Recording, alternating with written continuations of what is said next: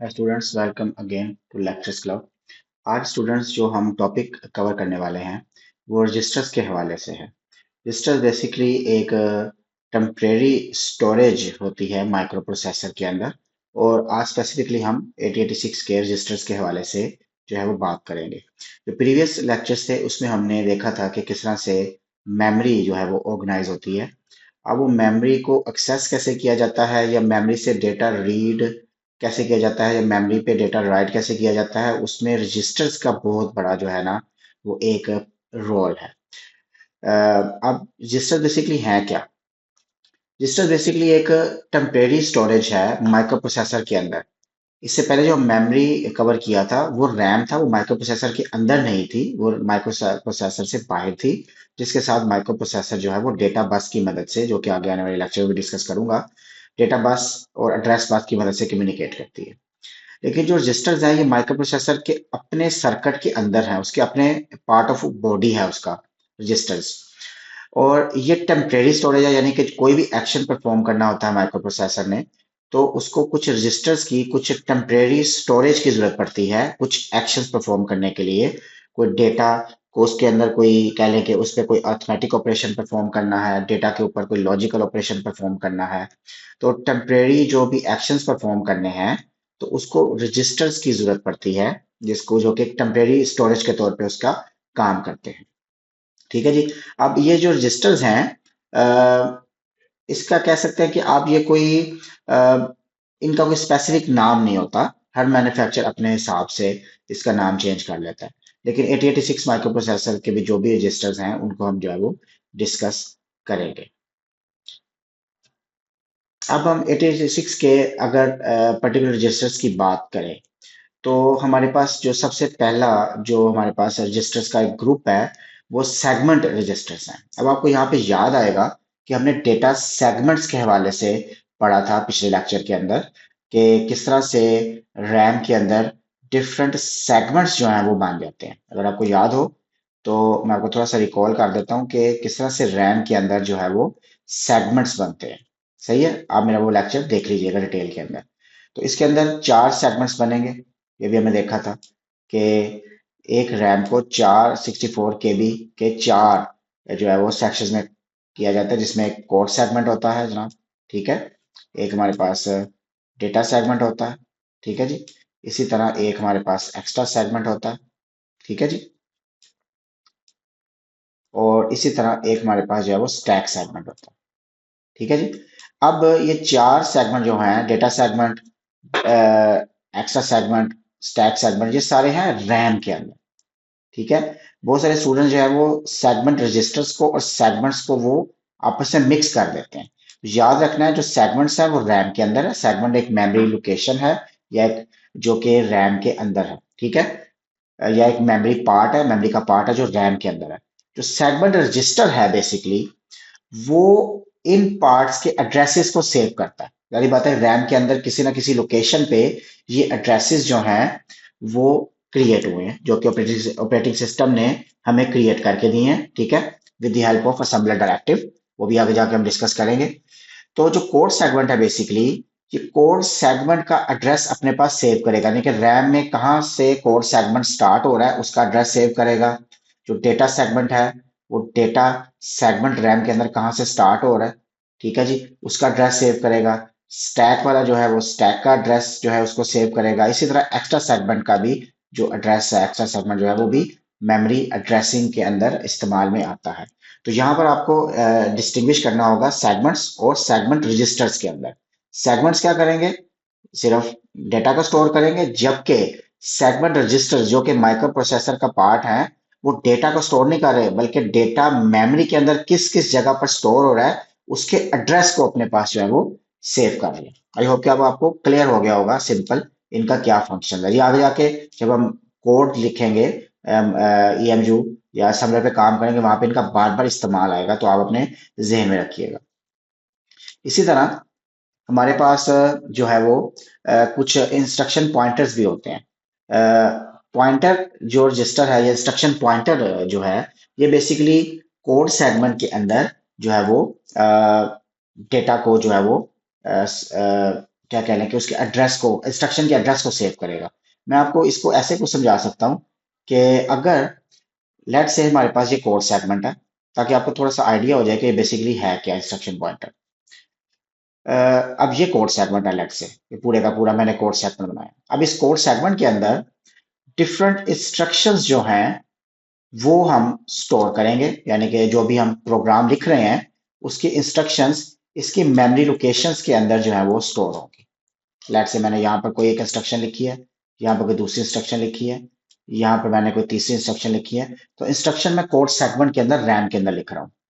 अब code segment register क्या कर रहा है कि जहां से कोड सेगमेंट जो है वो स्टार्ट हो रहा है बेसिकली उसके एड्रेस को सेव कर रहा है, और इंस्ट्रक्शन पॉइंटर इन इंस्ट्रक्शंस के एड्रेसेस को सेव करेगा। अब आपको क्लियर हो गया होगा अगर आपने मेरा वो लेक्चर सुना हुआ है कि कोड सेगमेंट जो है ये रजिस्टर जो है कोड सेगमेंट के एड्रेस को सेव करेगा, और इंस्ट्रक्शन पॉइंटर ऑफसेट एड्रेस यानी कि मेमोरी सेगमेंट के अंदर एक ऑफसेट एड्रेस होता है, मैंने लास्ट लेक्चर में बताया था।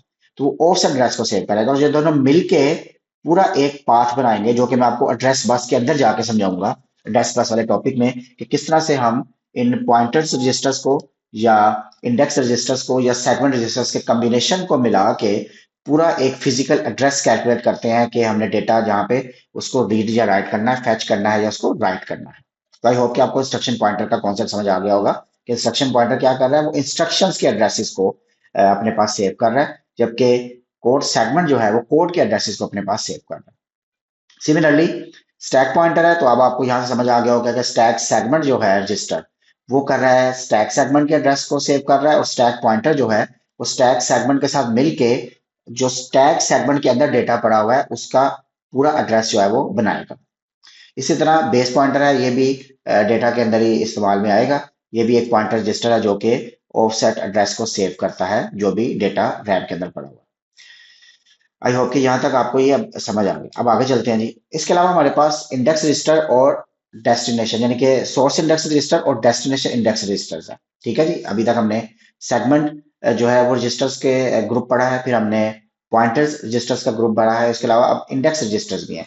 ये भी बेसिकली ऑफसेट एड्रेस ही सेव करेगा। ये भी समझ लें कि ऐसे है कि मेमोरी में कहीं पे सोर्स जहाँ से हमने लेना है जिस मेमोरी लोकेशन से, तो हम वहाँ स्टोर जिस सोर्स इंडेक्स रजिस्टर में उस वैल्यू का एड्रेस सेव करवाएंगे। डेटा इंडेक्स में जहां पर हमने डेटा को स्टोर करना है, जो हमारा डेस्टिनेशन है जहां पर हमने डेटा को राइट करना है, उसका एड्रेस हम यहाँ पे सेव करवाएंगे। इसके अलावा हमारे पास फ्लैग रजिस्टर है। फ्लैग रजिस्टर जो है इस तरह समझ लें कि ये एक स्टेटस रजिस्टर है, यानी कि जो भी आप एग्जीक्यूशन कर रहे हैं या प्रोसेसर जो भी काम कर रहा होगा उसके स्टेटस को बताएगा कि इस वक्त करंट ऑपरेशन का स्टेटस क्या है। ये 16 बिट का जो है वो रजिस्टर है। अब आपने ये भी याद रखना है कि ये सेगमेंट रजिस्टर्स हो गए, इंडेक्स रजिस्टर्स हो गए या पॉइंटर्स हो गए, ये सारे के सारे 16 बिट के रजिस्टर्स हैं। तो फ्लैग भी 16 बिट का रजिस्टर है। अब इनमें और फ्लैग में फर्क क्या है? लेट्स से कि ये हमारे पास कोड सेगमेंट है। कोड सेगमेंट में 16 बिट्स जो है वो स्टोर हो रही हैं।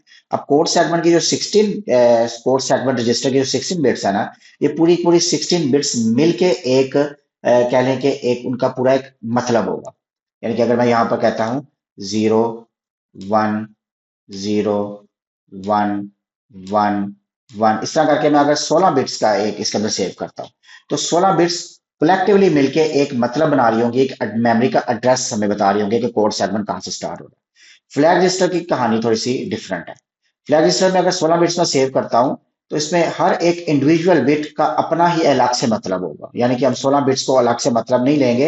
हर एक बिट का एक इंडिविजुअल मतलब होगा, जो कि आगे जाके हम फ्लैग रजिस्टर को जब डिटेल में हम पढ़ेंगे तो वहां पर मैं आपको समझाऊंगा कि इसमें हर एक बिट का एक जो इंडिविजुअल मतलब है वो क्या है। तो अभी तक आपने यही ध्यान में रखना है कि फ्लैग रजिस्टर जो है एक स्टेटस फ्लैग है, जो कि करंट ऑपरेशन का स्टेटस हमें बताएगा कि इस वक्त करंट ऑपरेशन के हवाले से इसमें डिफरेंट बिट्स हैं वो ऑन या ऑफ होंगी डिफरेंट लोकेशंस के ऊपर, और वहां से हम अंदाजा लगा रहे हैं कि हमारा जो करंट ऑपरेशन है वो कैसा परफॉर्म हो रहा है, उसका स्टेटस क्या है। इसके अलावा अर्थमेटिक जो है वो भी एक कह लें कि जनरल पर्पज रजिस्टर्स है। अभी हमने देखा था कि पिछली स्लाइड में कि हमारे पास जो है वो, अगर मैं आपको पिछली स्लाइड में ले जाऊं तो अब यहाँ पर देखें तो आपको ए एल यू यूनिट नजर आ रहा है। तो A L U unit basically एक लॉजिकल यूनिट है जिसके पास कुछ रजिस्टर्स हैं, जिन रजिस्टर्स में वो डिफरेंट अरिथमेटिक और लॉजिकल ऑपरेशंस परफॉर्म करेगा।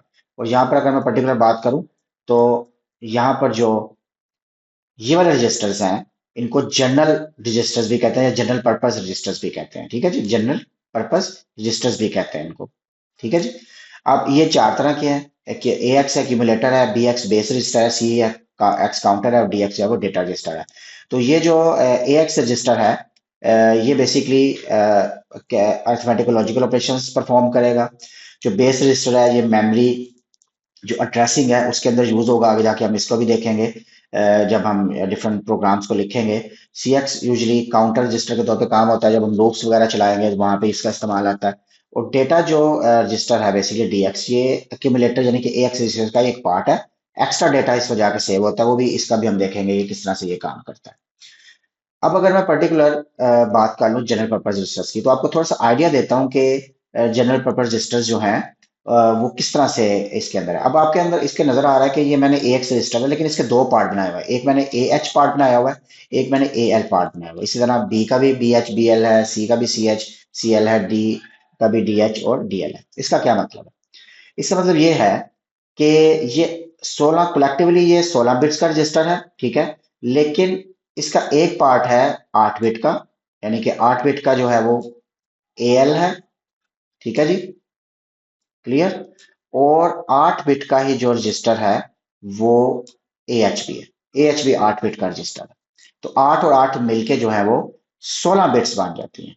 क्लियर, यानी कि अगर मेरे पास 16 बिट्स का कोई कोड होगा या कोई डेटा होगा, तो जो लोअर 8 बिट्स होंगी वो होंगी ए एल के अंदर स्टोर, और जो हायर 16 बिट्स होंगी वो स्टोर होंगी ए एच के अंदर। मैं अब आपको सिंपल से एक बात बताता हूँ। मिसाल के तौर पे ये मैंने एक इंस्ट्रक्शन लिखी है कि मूव ए एक्स 12A0H। ये हेक्साडेसिमल नंबर है, ये भी मैं आगे आने वाली वीडियोस में भी समझाऊंगा कि हेक्साडेसिमल नंबर हम यूज करेंगे और किस तरह से हेक्साडेसिमल नंबर की एप्लीकेशन बनती है माइक्रो प्रोसेसर के अंदर, और फिर समझने में हमारे पास आसानी हो जाती है। तो ये हेक्साडेसिमल नंबर जो है, अगर मैं इसको कहूं तो ये 16 बिट्स के अंदर हम लिख सकते हैं, यानी कि एक हेक्साडेसिमल नंबर को हम 4 बिट्स के अंदर जो है वो लिख सकते हैं। ठीक है जी, आगे वाली वीडियोस में ये भी मैं समझा दूंगा। तो for the sake of understanding या सिंप्लिसिटी अभी ये समझ लें कि एक हेक्साडेसिमल जो नंबर है या डिजिट है उसको 4 बाइनरी डिजिट से हम रिप्रेजेंट कर सकते हैं। तो 1 को अगर 4 बाइनरी डिजिट्स में लिखना है तो कुछ 0001 लिखेंगे, 2 को 0010 लिखेंगे। ए जो है ये हेक्साडेसिमल में 10 के इक्वल होता है, तो इसको 1010 लिखेंगे, और जीरो को हम 4 जीरो बिट्स जो जीरो कर देंगे। तो इस तरह से ये मिलके कलेक्टिवली कुछ 16 बिट्स बनती हैं। अब जो मैंने आपको बताया था कि अगर हमने ये 16 बिट्स को मूव करना है ए एक्स के अंदर, यानी कि ए एक्स के अंदर स्टोर करना है। ठीक है, तो अब इसमें जो लोअर बिट्स हैं वो हमारी ये वाली है, ये वाली हमारी लोअर बिट्स हैं, क्योंकि हमें पता है इन बिट्स के अंदर ये वाली जो हमारी बिट है ये एल एस बी है हमारी। ठीक है जी, ये हमारी एल एस बी है। और ये वाली जो हमारी बिट है ये हमारी बिट है एम एस बी। ठीक है जी, ये हमें पता ही है। आपको अगर बाइनरी कोड्स का पता है तो इस वाले से आपको ऑलरेडी पता होगा। ये हमारी एमएसबी है, ये एलएसबी है। तो ये जो पहले वाली बिट्स है ये हमारी लोअर बिट्स है, और जो आगे आने वाली बिट्स है ये हमारी हायर बिट्स है।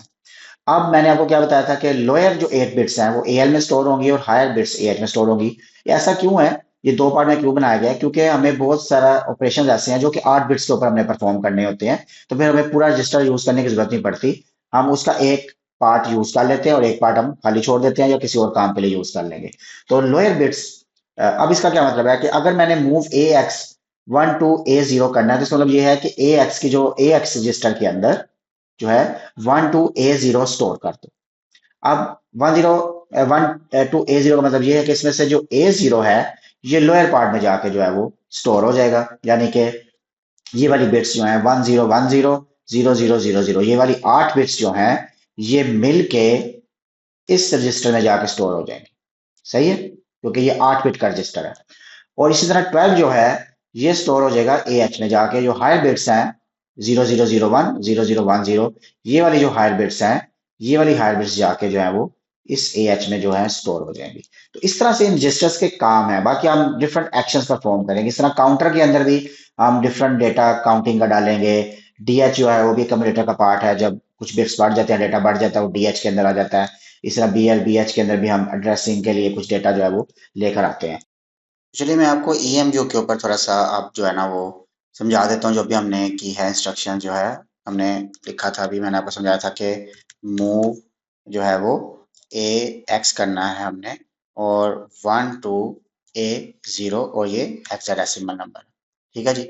अगर हम इसको स्टोर करेंगे, रन करेंगे इस प्रोग्राम को, तो आप देखिएगा कि ए एक्स रजिस्टर पर अगर आप आइए, ठीक है, तो आप देखें कि 1 2 जो है वो ए एच यानी कि हायर पार्ट पे सेव हुआ है, और ए 0 जो है ये लोअर पार्ट में ए एक्स रजिस्टर के जो है वो स्टोर हुआ है। तो ये ई एम यू एमुलेटर है, इसको हम यूज़ करते हैं सभी लैंग्वेज प्रोग्राम्स को लिखने के लिए। ये ई एम यू 808 है, आप इसको नेट से जो है वो डाउनलोड कर सकते हैं।